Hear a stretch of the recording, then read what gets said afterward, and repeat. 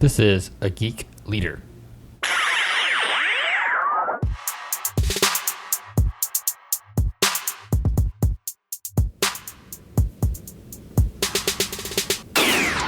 Hey guys, John Rada back with episode 87 of the Geek Leader podcast. And today on the show, we've got Justin James. I'll let him give himself a little intro as we get started. But Justin's got an awesome resume, Microsoft MVP, 20 years plus of software architecting, speaking at conferences, all that good stuff, including Amazon, best-selling author, entrepreneurship. He's got lots of backgrounds that he's going to get into and talk about. But one of the cool things that Justin is going to help us out and talk to us about today is giving your first public speech and talking at conferences and speaking at conferences, which is something that has helped me grow as a leader and get me out there and to learn more. And even if you have a company that won't let you, won't pay for you to go to conferences, you will find that you can attend conferences for free if you're a speaker sometimes, which is pretty cool. So with that being said, let's give it up for Justin James.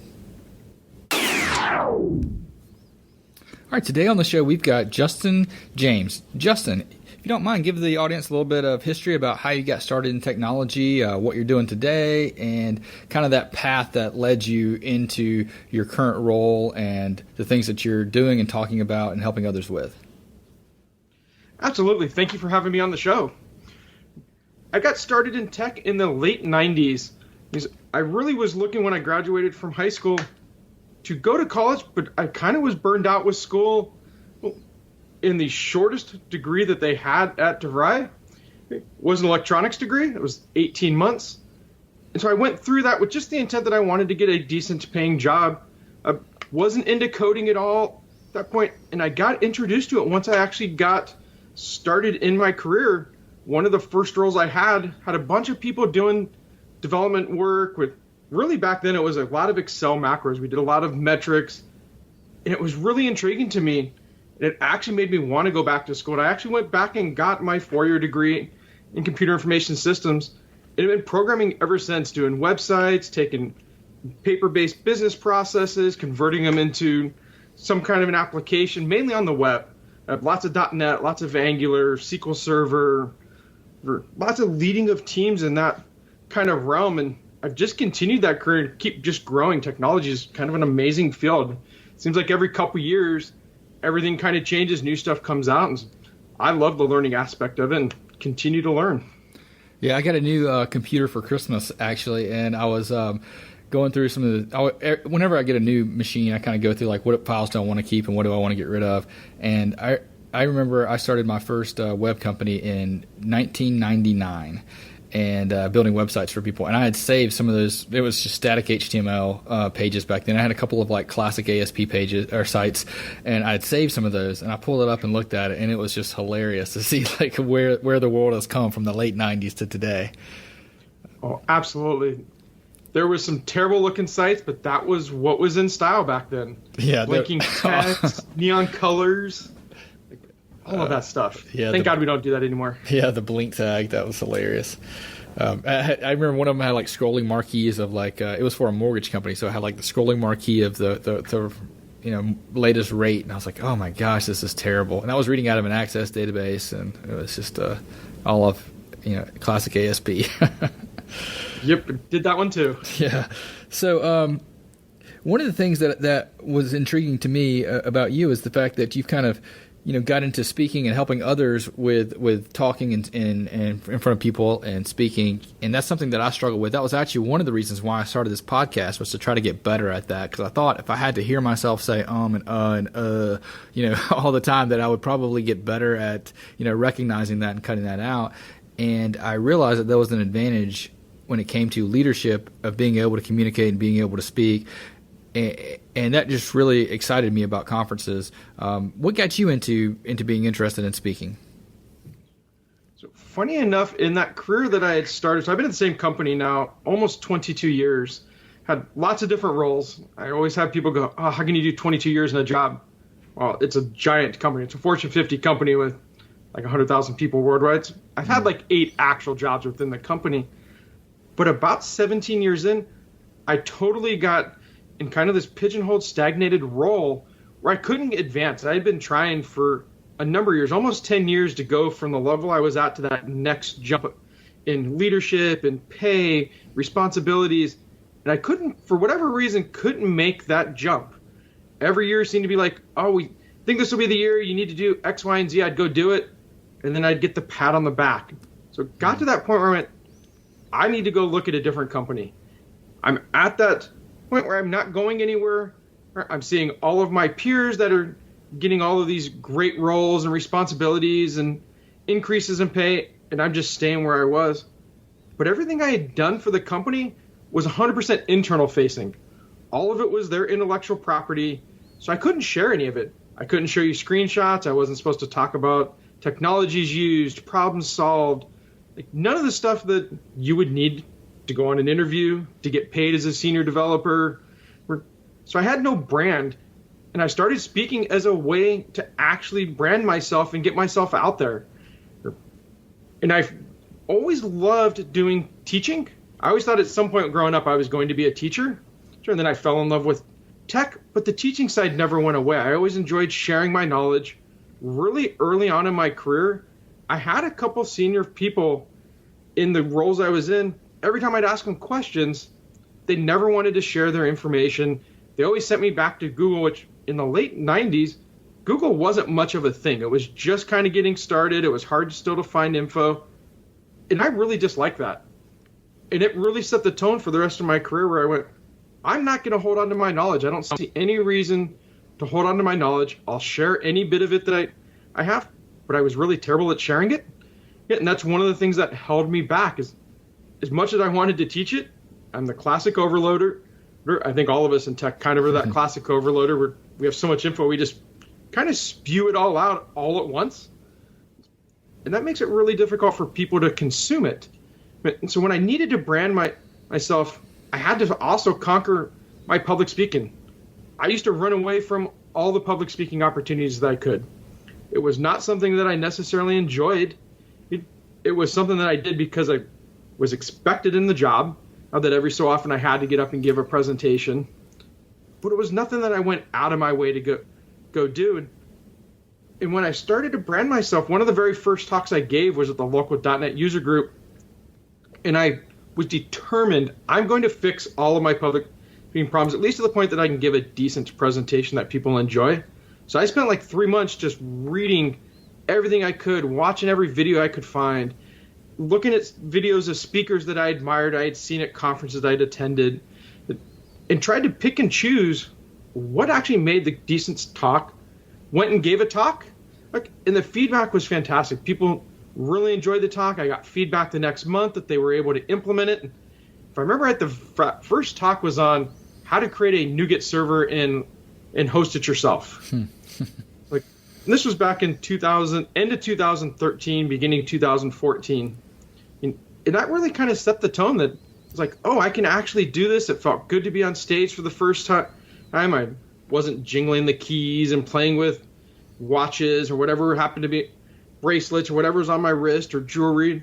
Like, it actually felt good and comfortable to be up there, and I just kept going with that. Next came up Desert Code Camp, our free code camp in the Phoenix area where I live. And I already had talks ready.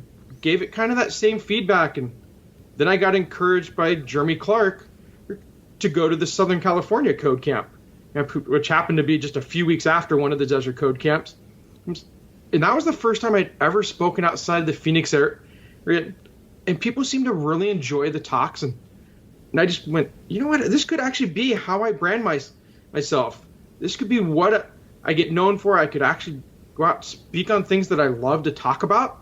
But things I'm already talking to coworkers about just in passing, I can share with the rest of the world. And now I do somewhere between 10 to 12 conferences a year. In 2018, I did 6 workshops for Angular. Like 4 of them were all-day workshops. I did 1 half-day, or 2 half-day workshops, actually. And then I gave like 14 talks about Angular, some .NET stuff, and just all the things I'm enjoying. I just continue to do that, and I've parlayed that into, let me help other people conquer this. Mm-hmm. And we really find or at least I find in the tech world, we are really, really good about speaking to ones and zeros. All day long, we can speak to ones and zeros and code our stuff up.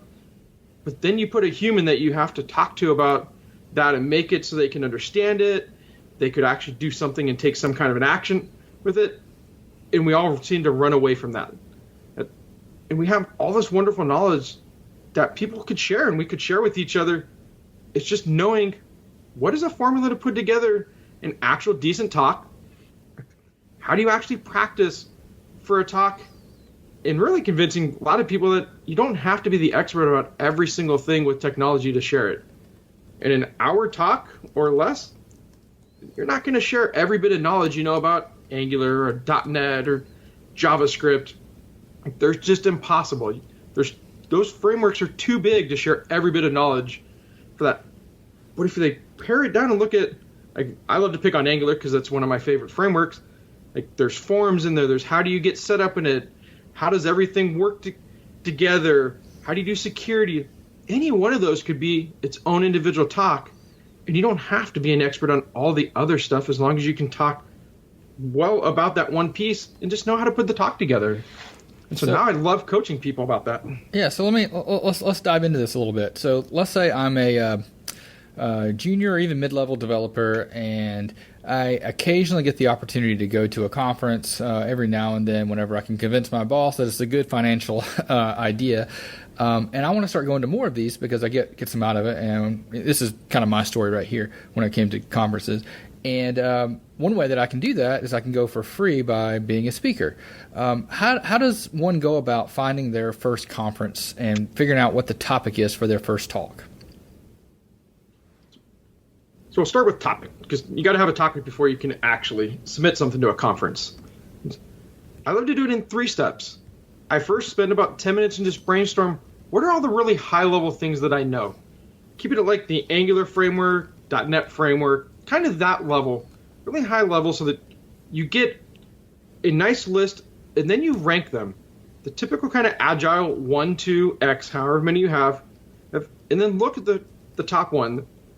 And it's really ranked by passion. Which one do I want to speak about? Which one do I like the most? And then spend another 10 minutes and dive into what is everything I know about that. So Angular, list all the things you know, if that was the one you picked. And then do that same ranking again. And then go do a little bit of research for that topic to see who's presenting on that topic around the different conferences. So go search for the different conferences on Google, look at topics. And one of the reasons to look at the topics is to make sure that the one you want to present on isn't the exact same one that someone that's already seen as the expert is presenting on. Again, a great example for me is I wanted to do some NED framework stuff for .NET. I've really moved into doing .NET again for the backend after being in the Node world for a few years. And I wanted to start doing that as part of my conference talks. Well, the first 3 topics that I found in the .NET NED framework space, Phil Japiski was already doing those topics at most of the conferences I was at. He's got Lynda courses. He's got books on it. He's doing the workshops on them. Chances are an organizer's not going to pick my talk over Phil's talk. But as I kept going down the list, it was like, oh, no one's really doing this NED framework. How do I do code first and get started and go code first to a database? Like, no one's really doing that talk. I was like, that was the talk I wish I had. And that was like number 4 on the list. And so that's actually the one I've done at a couple conferences now, because I did that research and nobody was doing that topic. Whether it was Phil, whether it was Jim Woolley, who does a bunch of NED framework talks. And so you got to find that topic that sets you apart at least a little bit. If it's the same thing everybody else is doing, especially the leaders, chances are you're going to have a hard time getting that picked for anything but something that might be in your local area where you might be known a little bit.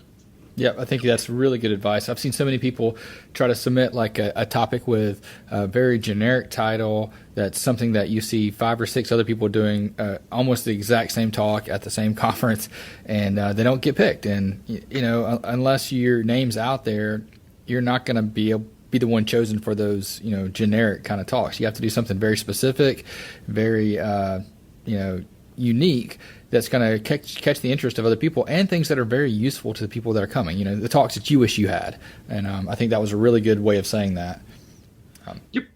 And then once you have your title, really the next piece is what does your abstract look like? Every conference needs an abstract, a couple paragraphs about what the actual talk's going to be about. And I love to start mine with, why do you actually need this talk? What's the problem that you're going to solve for me? Why do I actually need to care about this? Because that really gets me interested. Right off the bat, I'll know, hey, do I want to continue reading this? And is this potentially going to solve something I have right now? And then I'll go into, what are you actually going to teach in the abstract? What are the things we're going to cover? And then I'll round out the end of the abstract with, what are you going to walk away with? Are you going to be able to immediately start using some new technology? Are you going to be able to solve some problem that you've been having? I think whatever that takeaway that you want them to have is what I end the abstracts with. That's some good stuff. I think when you flesh out that abstract and you figure out exactly what you're going to want to go through, will help you figure out the rest of your scenario and what you're going to talk about. And not only just get your talk picked, but it's also going to get you to where your talk is a good talk. It's going to be a talk that people will want to hear and they'll be excited about, and they'll leave tweeting about and talking about and engaging more with others. Exactly. And that abstract is the guideline for your presentation. You're going to look at all the things in that. What problems am I going to solve? It's kind of the intro to your talk. The middle section's all the things that you're going to teach them or show them. And then the end is, what are they going to walk away with? Their call to action. So you've already shaped your presentation. Yeah, that's good stuff. So once you get that completed and you're ready to submit this talk somewhere, how do you go about finding the right conference to start out with? So before I dive in, one important point to make about the presentation is, at this point, I haven't written the presentation. I've only written the abstract. Right. I don't submit to conferences new talks that are fully written, because you don't know when they're going to be picked. And a lot of times I'm submitting 2 or 3 talks that may not be written, and when a conference picks them up, then I'll actually go and write the actual talk, because you normally have a couple months at least. Yeah, I think that's good advice. Plus, things change. Technology is so fast. You don't want to, spend hours creating this talk, for a conference that's 6 months down the road, and then something new come out that you're totally missing in your slides and that you should have had and should have added in there. Exactly. And so now to answer the question of how do you find conferences, one of the easiest places is Twitter. Every conference has a Twitter handle. Most speakers have a Twitter handle, and they're also tweeting out about which conferences they've either submitted to or that they're actually speaking at. So it's a great way to just find your conferences. That's how I found most of mine initially, was following other speakers and technology people that I knew. And I would see in their feed, oh, they submitted to Code Stock in Knoxville, Music City, Nebraska Code, KCDC in Kansas City. So I was watching all these go by, and I was like, well, I'm going to go submit to those too. They look like decent conferences. And I would normally go look at the conference website and look at what kinds of talks have they accepted in previous years, read several of the abstracts that's both within the topics I want to talk about, as well as some of the other ones, just to see what is the kind of stuff that the conference accepts, to make sure that my topic does actually fit in. Not every conference, and not every topic fit together. No, I think that's really good advice, and that's kind of where I found a lot of mine, is by following people and having them tweet out, just submitted a talk to XYZ conference, and I was like, oh, okay, cool. I'll check that one out and see if that's something I'm interested in, and move down that path. What other tips do you have? I find as well, if you hit up some of the speakers, just the direct message or tweet at them and go, hey, I'm looking to get into speaking. Do you have some recommendations? You will get a slew of conferences. I've gotten a number of conferences that I've never even heard of, that people had tweeted out as a response to that question about, hey, these are great ones. If you want to do international, here's some ones to actually do. So it's a great way just to have that kind of interaction. And then the speaker's also like, oh, this person wants to get into it, and they're normally more than willing to give you guidance. I normally offer people, they reach out that way, hey, I'll review your title and abstracts if you want. Let me know if you want me to review any of your presentation, just as a freebie to help them get started with their talks. Nothing to do with my business, just a nice, hey, I appreciated the help when I got started. I'm going to give back and offer it to you as well. And I've seen a lot of speakers do the same thing. Yeah, I've seen that too. I've never, ignored someone that sent a request in asking about, conference talks. And even some of the really big names will help you out. I know in 2014, I was working on, I got selected to be a TEDx speaker for a TEDx talk in 2015. And I was trying to work out a topic, and I actually sent cold emails to a couple of people who I've watched their TED Talks, and one of them, Dan Pink, who's got one of the top 20 most viewed TED Talks ever.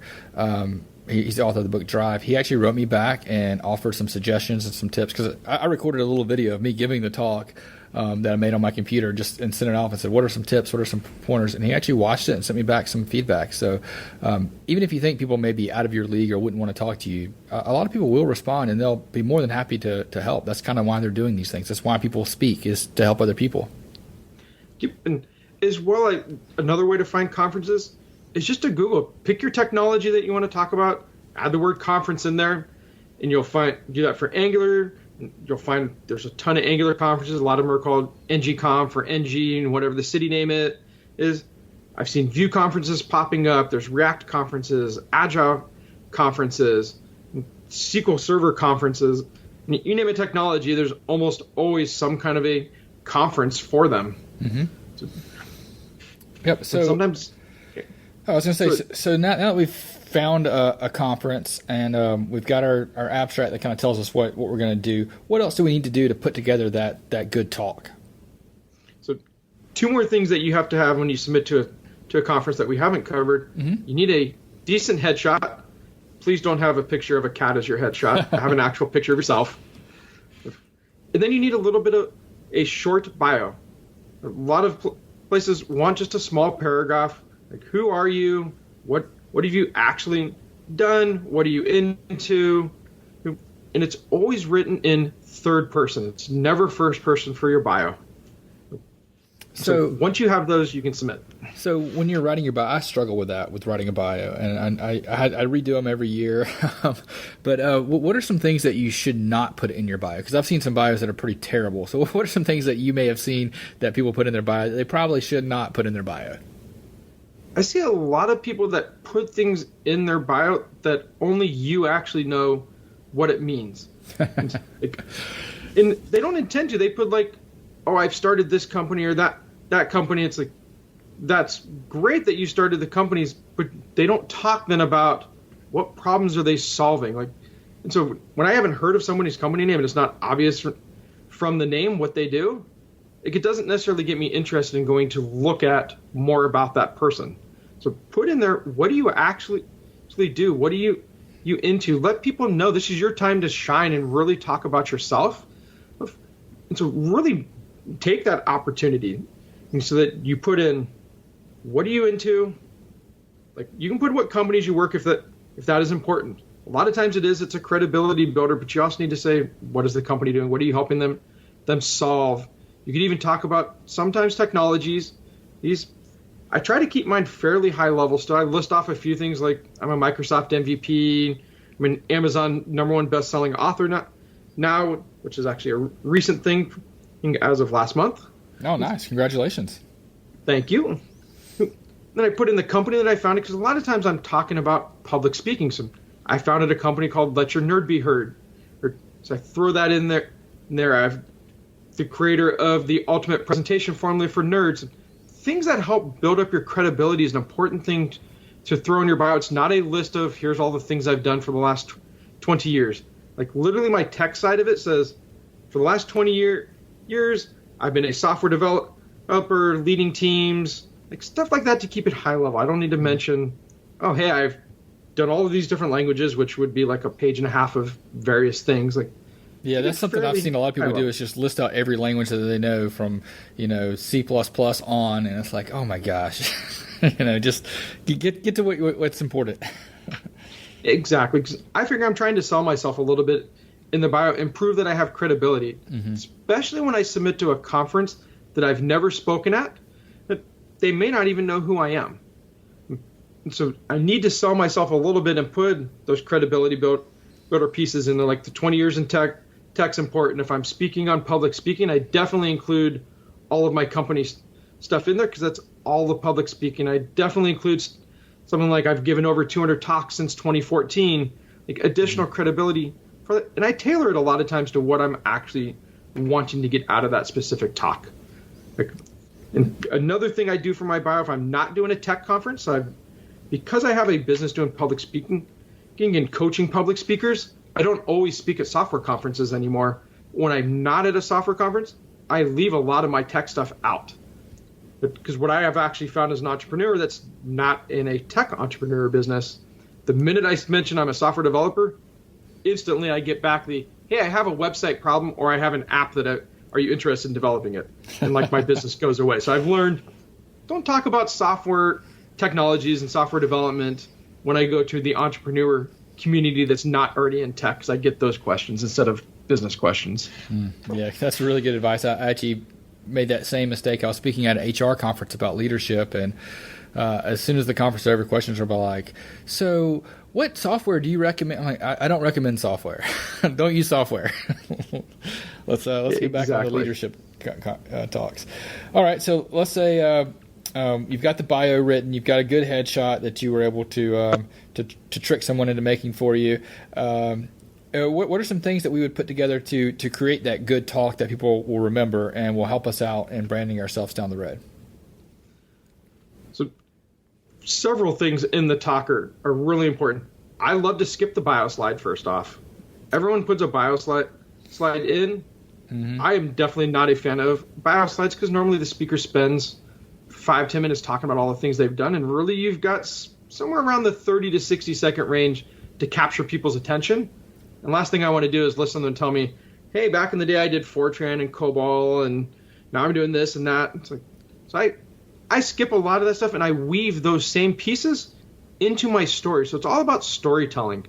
When I talk about NED Framework, I talk about how I got started with NED Framework and the problems that I had with it, and that I've been doing .NET for 15 years but hadn't done anything with NED Framework before, and here's the struggles I had. So I tell that whole story versus telling them, hey, I've been in tech for 20 years, and here's all the things that I've done in .NET. Like, I leave that out as a specific bio. So that's the first thing, and that's how I start my talks off, with that kind of a story. Then in the presentations, I also am not very bullet heavy. I try to stay away from slides that have multiple bullets. I'm more of a kind of a one bullet per slide. It's kind of a person, and there's not even a bullet in front of it anymore. It's just a few words so the audience knows, what are we going to talk about? And I kind of know, what am I actually going to be talking about on that slide as well? And just by reading one or two words, it keys in the memory to go, yep, this is exactly what we're going to talk about, without having to read speaker notes. And I bump up those fonts as far as I can. I typically am somewhere in the 40-point range for headers. For any text that's in kind of a body, I like to keep it somewhere in the 28 to 32-point range. And I find every room I have spoken in so far, no matter how big it is, I haven't had to change my font settings around to make the person in the back row be able to see it. So those are some key things that I definitely do in every presentation. The multiple bullet slide that I mentioned, there is one good spot for them. Recap slides are a great thing. So if your talk's broken into multiple sections, which is normally what I do, it's normally an intro, 3 different points that you want to make in your outro or conclusion. After each of those sections, a lot of times you want to recap it and kind of wrap that section up to move on to the next. A multiple bullet slide is fantastic for that. And it's a spot where people a lot of times will, I find, take pictures, because all of the info is kind of on one slide for them without overloading them. I think that's a really good point too. That's one of the things that I hate the most, is when I get to a talk and the slides are just full of bullets that you can barely read because they put so many words on there, and then they just read this slide off of that. But I also love the recap slide, and I try to put that at the end of all of my talks, like a little references or a way that they can go find out more, and to cover like the highlights. Because a lot of times when I'm listening to a talk, I want to be engaged and listen, but then at the end I want to see what are the highlights that I can just take a snapshot of on my phone or something like that to take with me to research more and dig more into this, and to come up with good questions to send to the speaker.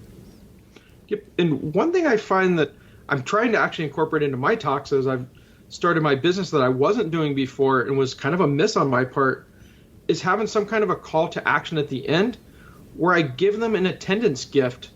If they'll go to my website, put in their name, their email, and they'll get some kind of an ebook book from me. So in the case of public speaking, actually I wanted to offer your audience, it's my 5 steps to nailing your next talk. Okay, so there's like a 15-page ebook that they can get at letyournerdbeheard.com/ageekleader. All right, I will link that up in the show notes as well so that everybody can go head over there. And so one of the reasons to offer something like that is now you start building your email list. So as you have speaking engagements, workshops, paid workshops, you can start sending out emails to people that are interested in the content that you actually have to offer, and you start building up your network more that way. And people will start sending that info to their friends, and pretty soon you have a nice network of people that are actually willing to pay for products that you might have, and you've done very little to actually pay for the marketing. So I'm trying to incorporate that now into all of my talks. I have some kind of a freebie. It's just an extra bonus. There's nothing attached to it at all. There's no sales pitch at the end of my talks. There's no sales pitch on the actual pages. Literally say, hey, here's the freebie. Put your email address in. On the thank you page, a lot of times I'll have a link that says, hey, if you want to work with me as a one-on-one coach, fill out an application form. And that's as much sales as on the whole thing. But it's just a nice added bonus, and you start growing that email list, which is really important if you decide, oh, I want to start freelancing. Like if you decide you want to go from a corporate gig to freelance, like if you don't have any kind of a list built, you don't have that network built, it's really difficult to find those initial clients. And a lot of times that list can be your initial clients of, hey, I'm going to start freelancing. Here's the things I'm doing. And you send that out, and a lot of times you'll get people that are like, oh, we need that training, or we need help in this area. Can we hire you? I think it's really good advice. That's it's kind of one of those things where you want to dig your well before you get thirsty. You want to build those connections and build that network up if you can before you need it. Yes, and so many people start building their network once they actually need it. When you get laid off from a job, or you need to get out of a role that's an unhealthy role for you, that's not the time you want to start building your network. You want to do that long before. And one of the things that I've gotten out of public speaking that's been great is I've had job security for years, in the sense of as long as I come in, I do my work and do it at the level that I want to do it at, I'm going to be just fine in my career. I'm not going to get laid off. But what I didn't have, because I didn't have the branding, was job freedom, where if I did get laid off, I could go find a job that I wanted. I've always been able to find a job. That's never been a problem with the knowledge that I have. But getting that job that I actually wanted, not just one to pay the bills, public speaking's given me a lot of that, where I have that network now that I know if I was in need of one, there's tons of people I know I can reach out to get roles I really want. And so that's been a huge advantage now. And now I'm enjoying having that job freedom, so I don't feel as much pressure to go, oh, I got to stay where I'm at even if I'm not liking it. It's like, no, if I decide, you know what, I don't like the direction the company's going, I want to do something different, now at least I feel like I can go find those jobs that I want and go and not struggle over those. And that's been a nice added benefit that was not necessarily one that I was initially going for. I was going more for the job security, to be able to leave and get another job, and job freedom has been awesome. Yeah, I think that's a better advantage. Also, when you have that mindset of not being tied down, I think you open yourself up to taking a little bit more risk at work, and sometimes being a better employee when you do that. Oh, absolutely. And I've had tons of other benefits that were not even speaking related, just growing the network. Like, I had a time this year where we were actually running into some entity framework issues at work, and it was one of those funky concurrency, asynchronous problems where no matter how much we Googled, we couldn't find a single post that talked about the error that we were having back. And in a 5-minute conversation with Phil Japinski at KCDC, on the way to both of our workshops, I went, hey, I need to chat with you about an error I'm having with entity framework. And I told him the error, and instantly he goes, you're doing asynchronous stuff with entity framework, aren't you? And I was like, yes, we are actually. Why? he's like, well, that's not necessarily thread safe, and I don't recommend you do that. You should look at pulling all of that code out, and that should solve your problem. Like, literally a 5-minute conversation saved us thousands of dollars. We'd already spent a week with 8 engineers trying to solve this problem, and he solved it in a 5-minute conversation that I probably wouldn't have had a chance to have had I not already known him from speaking at multiple conferences. He wouldn't have sat down and had that conversation. Then we had a follow-up conversation afterwards. Go, hey, did I actually answer all your questions? Anything else that you need? And I had multiple conversations this year with Phil as I moved into the Entity Framework space, and just to ask him and kind of pick his brain. You're not going to get that most of the time unless you're on the speaking circuit. There's only so much you can pick the brain of a speaker before they go, hey, you're moving into a freelancing space. But as another speaker, like, we'll have those conversations all day long with each other. And that's an additional benefit that we got. It saves thousands of dollars over the last 5 years of just random conversations like that with other speakers, and talking about technology trends and asking them, oh, what about this with this technology? And like, we have a lot of those conversations in the speaker room where we delve into just sometimes random stuff that we've been interested in that somebody else has the knowledge of. And so that's always a fun kind of added benefit that we don't necessarily think of when we're getting started. Yeah. So I got one last question about speaking. So let's say you put together a good talk, you followed the rules as far as the slides and not put too many bullets on there, and you kind of just did 1 or 2 words and a couple of sentences for each slide, and you have these good recaps. How do you go about practicing your talk that makes sense? Because that's one thing a lot of people say is that, it's hard for them to practice their talk in a way that they know if they're doing good or not. That is one of the hardest things to do, especially with most of our conference talks where it's a 60-minute talk. It's hard to chunk out a dedicated 60 minutes for you to run start to finish. So what I do instead is I'll actually chunk my talk up into those sections. I'll practice the intro, then the section 1, 2, 3 individually, and then practice the outro and practice by demos. And once I get all of those individual pieces, because I can easily chunk out 10 minutes to do it, the intro and the problems and in the individual sections. That's an easy thing to chunk out that time, do it over and over. And once I feel like I'm comfortable with that, I'll start combining them. I'll practice going from intro into the first section, and then I'll do the same thing, section 1 to 2, and keep going through the whole doc. And then at the end, I'll put it all together. And it sounds like a lot of time, but ultimately, it's somewhere in the 4 to 8 hour range. When I will say, though, that's me now having 5 years of experience and knowing what is my speaking style, knowing how I'm going to talk, knowing what mannerisms I have. So now that I've learned all that about myself, it's really dropped that time down quite a ways. When I was starting out, I easily spent somewhere in the neighborhood of 20 to 40 hours minimum just practicing and going through the talk. After I probably spent 4 to 6 weeks crafting the talk, I've gotten much better now that I have formulas and I know how I speak. I can craft my talks typically in under a week and then spend a day or two actually practicing it. So that just comes with time, but it's really chunking out those individual times and practicing individually. And then before you give a conference talk, try to find somewhere locally. Like at Code Stock this year, I'm actually going to do a talk on Cypress for the first time. I already hit up my local React meetup. I'm not even in the React space, but since Cypress is technology agnostic, I hit him up and went, you know what, I'd love to actually get in front of a new crowd that I've never spoken in.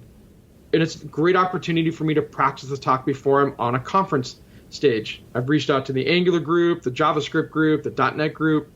We have tons of meetups in the Phoenix area, so I've reached out to a bunch of them to offer that talk to them as a way to get in front of somebody, because that's where you really ultimately get your practice. It always feels good when you're in your room and you're at your desk, but once you get on stage, it's a little bit of a different ballgame sometimes. Yeah, one of the things that I've tried to do is beta test some of my talks in front of like meetups that I normally don't go to or attend, that I'm kind of an unknown person at. Is just go out there and beta test the talk and see how it responds, how well I do at executing it. And I don't necessarily record the video of the talk, which I probably should start doing, but I'll record the audio on my laptop as I'm talking, and then force myself to listen to it on my drive back home, so I know whether it's how bad it really is. Yes, I actually heard a speaking coach recently say there's 3 talks that you always write: the one that you've written, the one you gave on stage, and the one you wrote on your way home. Yeah, that's it. And it's so true. It is so true. I've had those times where it's like, oh, I know exactly what I'm going to say, and then I flub something on stage. Some demo doesn't work. I had a time this last year where some demo broke. It's somewhere magically between that demo and like 2 demos later, whatever was broken got fixed, and I still don't know how it got fixed. And like, you just kind of keep going and move on. And then after that talk, I was like, you know what? I should probably cut that demo out. I should say these things. I should do it in this order. Like, you start rewriting the talk pretty quickly. We all do retrospects. You know, we do that with a lot of our coding, with a lot of our projects. We do code reviews. We do retrospects in the Agile space. You do a lot of that same stuff for your talks. So you're always rewriting parts of the talk or refining parts of the talk. That kind of piece never goes away. Right? And at some point, you just put the pin and go, you know what? I think I'm good enough at this point to give the talk. Yep, I think that's a very good advice, and a key takeaway is to, you just got to pull the pen out and give the talk. Yep, and I love your advice on recording the audio. I'm big on recording my talks. It's such a simple thing to pull up either your iPhone or Android phone, and I have an iPhone, and the camera's fantastic on it. You can get decent audio sometimes on it. So I record myself so I can see my mannerisms. I can see my holding my hands in certain places.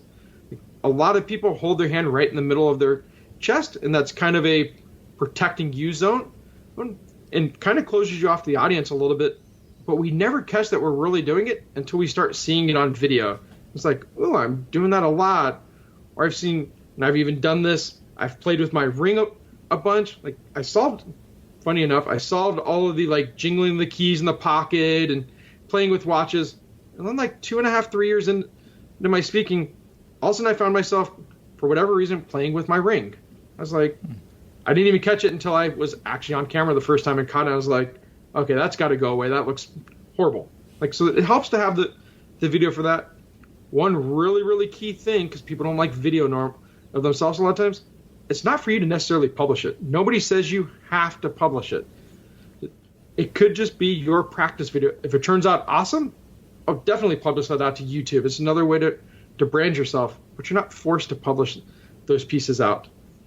Now, I have Camtasia on my computer. I open that up so I can actually record my slides and in my actual demo and get a really good recording.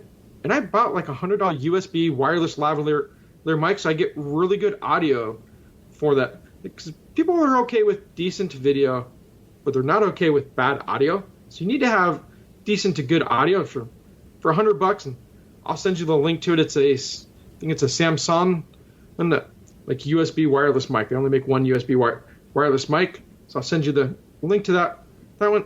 It's really easy just to do that recording and then to do the audio, because I'm sure that you've caught that we have 2 audio sources now. You have your iPhone and you have the microphone. Yeah, and so it's as easy as you literally walk up to the camera with both microphones turned on and recording, do a hand clap or snap your fingers. Mm-hmm. I like to do the fingers snap because there's normally people in the room, and the minute you do a hand clap, the whole audience stops what they're doing and turns around and stares at you, which is a little nerve-wracking. But if you do just a finger snap, people won't actually turn around and it won't affect them. And what that does is it takes the waveform of the audio, it has a nice spike into it. And so now you can just look at those spikes and you can line up both audio, and then you get rid of the camera audio, and you're good to go with your good audio source, and everything's lined up, and it takes all of about 30 seconds to do that alignment. That's a really good tip. I've seen people try to do that without any kind of mark, and it's kind of like their mouth is just slightly off. But yeah, that's a really good tip. Yeah, it's really difficult otherwise, as if you don't do that. And for the audio, you want to look for a lot of the things that you mentioned, like your ahs, your ums. I look for double taps, those things where you say the word, and then you start the word again because you lost a train of thought. Look for listen for any things that sound awkward. Or for my slides, because I'm recording with Camtasia, I also look for anything that looks a little awkward or out of place. Normally I try to catch those in my practice. I always do a technology check every time I speak. I try to get up in the room the day before that I speak so that I can hook everything up. I can make I can flip through all of my slides really quickly. I'm not reading the slides when I'm doing the tech check. I'm literally just flipping through them, making sure all the colors look good. I know my fonts normally are decent size, but I still check them. I still walk as far away as I can. And it depends on how big the room is and how far my slide advancer will let me get away from the laptop. But get as far back in the room as I can, flip through all the slides.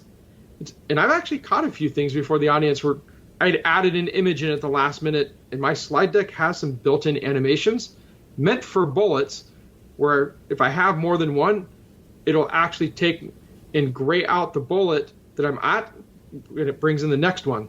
Well, you don't want it to do that to images because then you just get this big, nasty gray box where your image used to be. Like, that looks bad for the audience. Like, I've caught those in technology checks, and so it just gives me that confidence that, hey, everything is good to go.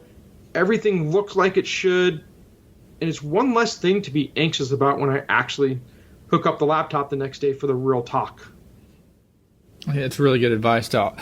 And I always recommend, try not to change your slides. That a lot of people will get to the conference and they'll start changing their slides while they're, in the speaker room or something like that. Don't do that. Yeah. Have it ready before you get there. I think this has been a really good talk, and you've given some really good advice. How can people connect with you and find out more information and maybe hear some of your talks? So, best way is to follow me on Twitter. So, I'm at Digital Drummer J. On Twitter, my technology blog, not that I've blogged a ton in the last year, but it's digitaldrummerj.me. And then my company website, if you're interested in getting into public speaking, you're looking for a public speaking coach, you can find me at letyournerdbeheard.com. Okay, and I'll link all those up in the show notes as well as the link that you provided for us, the 5 steps to nailing your next talk. And it's been a lot of fun. I really appreciate it. Thanks so much. It's been a pleasure. Thank you.